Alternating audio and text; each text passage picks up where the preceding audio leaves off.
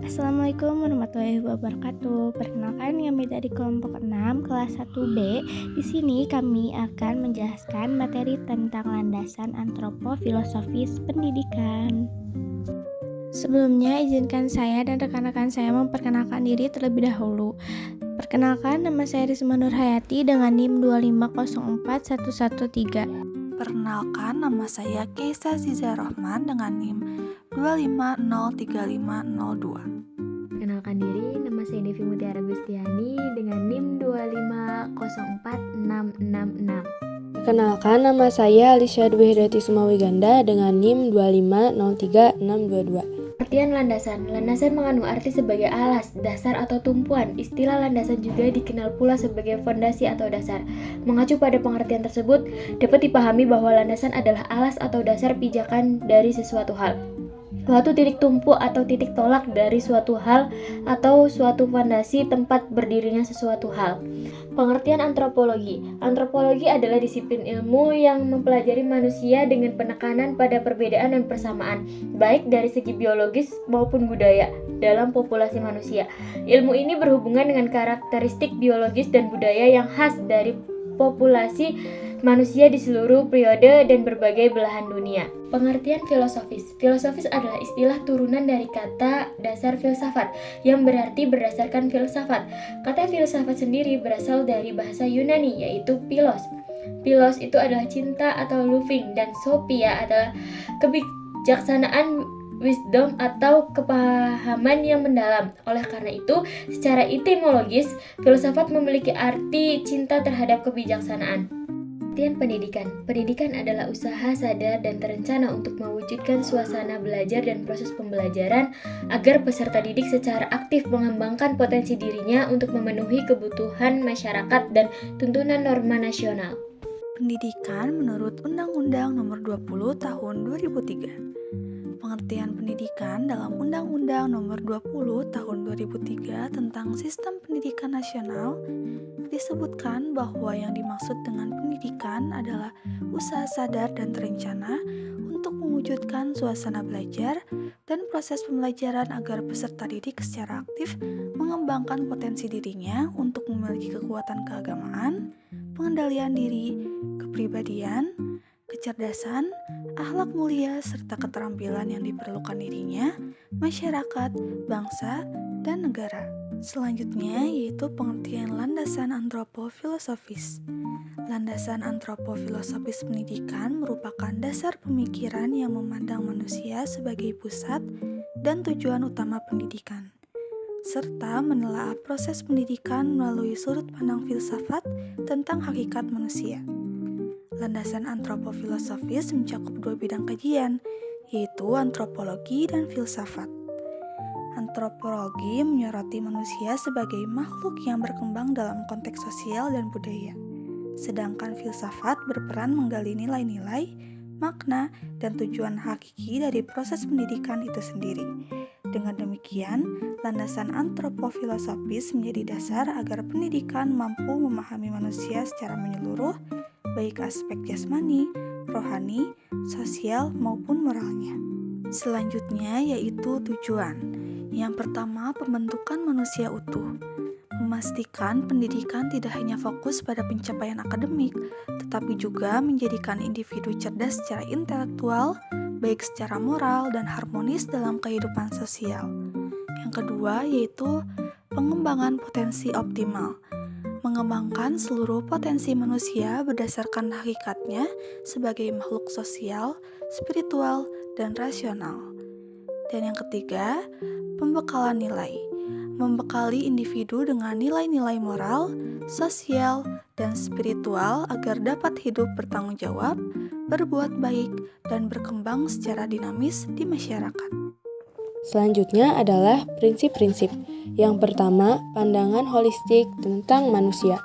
Pendidikan harus mempertimbangkan seluruh aspek manusia, termasuk fisik, emosi, intelektual, sosial, dan spiritual. Yang kedua, penghargaan terhadap martabat manusia. Pendidikan harus menghargai martabat dan keunikan setiap individu, serta mempromosikan pengembangan potensi yang ada dalam diri siswa. Yang ketiga, pembentukan pribadi yang utuh. Tujuan pendidikan bukan hanya mentransfer pengetahuan, tetapi juga membentuk pribadi yang utuh dengan karakter yang baik, moral yang kuat, dan kemampuan untuk berkontribusi pada masyarakat.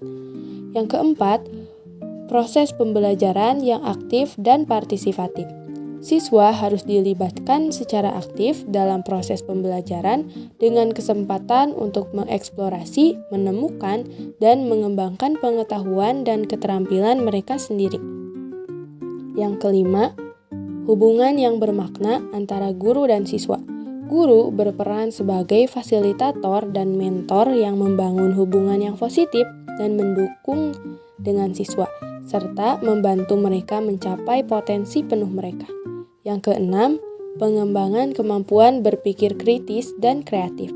Pendidikan harus mendorong siswa untuk berpikir kritis, kreatif, dan analitis, serta mampu mengembangkan kemampuan untuk memecahkan masalah dan membuat keputusan yang tepat. Yang ketujuh, pengintegrasian nilai dan moral.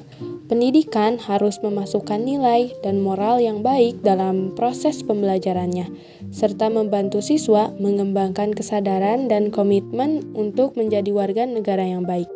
Yang kedelapan, penghargaan terhadap keanekaragaman dan inklusivitas.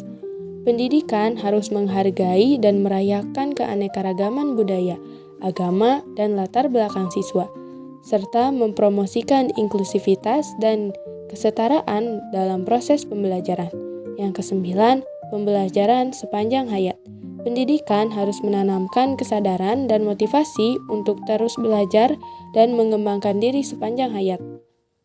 Yang terakhir, keterlibatan masyarakat dan orang tua. Pendidikan harus melibatkan masyarakat dan orang tua dalam proses pembelajaran, serta membangun kemitraan yang kuat untuk mendukung pengembangan siswa. Lalu ada implementasi landasan antropofilosofis pendidikan.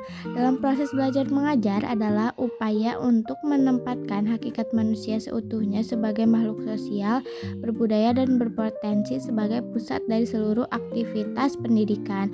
Hal ini diwujudkan dengan bergeser dari fokus kognitif semata menuju pengembangan aspek emosional, psikomotorik, sosial, dan kultural peserta didik.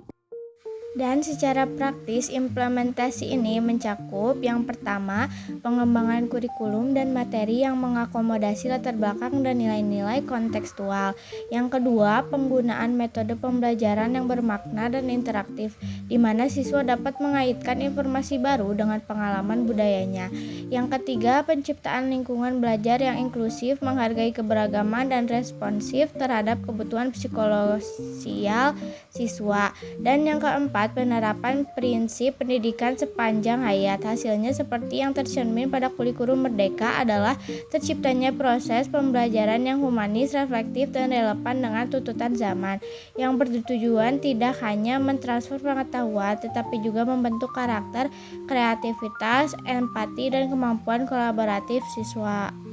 Tantangan utama dari antropofilosofis pendidikan adalah adanya ketidakseimbangan fokus dalam sistem pendidikan, di mana sekolah cenderung mendahulukan pencapaian yang akademik daripada pengembangan moral dan sosial peserta didik. Ketidakseimbangan ini menghasilkan masalah nyata, seperti kasus perundungan, bullying di sekolah, yang mengindikasikan kurangnya penanaman nilai-nilai kemanusiaan, empati, dan penghormatan terhadap martabat sesama pada siswa. Oleh karena itu, solusi krusial yang diperlukan adalah implementasi pendidikan berbasis karakter secara konsisten. Upaya ini harus dilakukan tidak hanya untuk menjaga kualitas akademik, tetapi juga untuk menanamkan nilai-nilai moral, empati, dan tanggung jawab, sekaligus menyediakan dukungan emosional bagi siswa melalui layanan konseling demi menciptakan generasi yang cerdas dan berhati nurani. Baik, sekian pemaparan materi dari kelompok kami. Maaf apabila ada salah-salah kata. Wassalamualaikum warahmatullahi wabarakatuh.